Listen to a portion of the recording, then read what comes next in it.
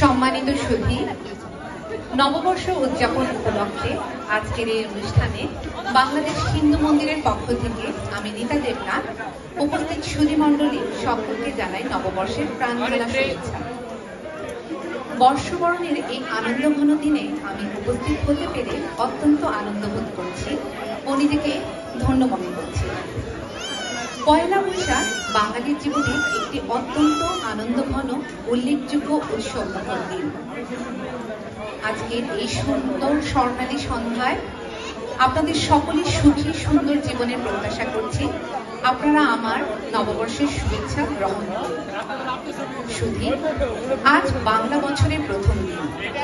পুরাতন বৎসরে জীর্ণ ক্লান্ত রাত্রের অবসান ঘটিয়ে নববৎসরের অরুণোদয়ের সূর্যোদয় ঘটল। আজ নতুনকে বরণ করে নেওয়ার দিন।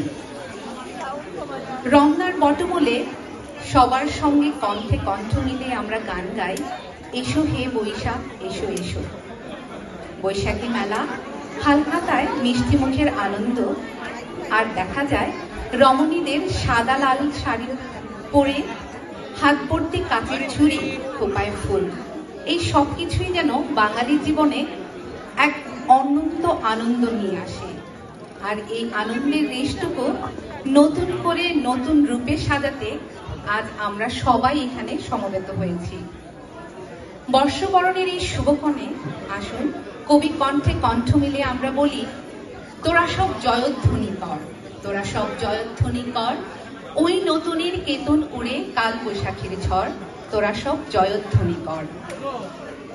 পয়লা বৈশাখ আমাদের বাঙালি জীবনে ফিরে আসুক বারবার, নতুন করে নতুন বেশে নতুন রূপে শতবার।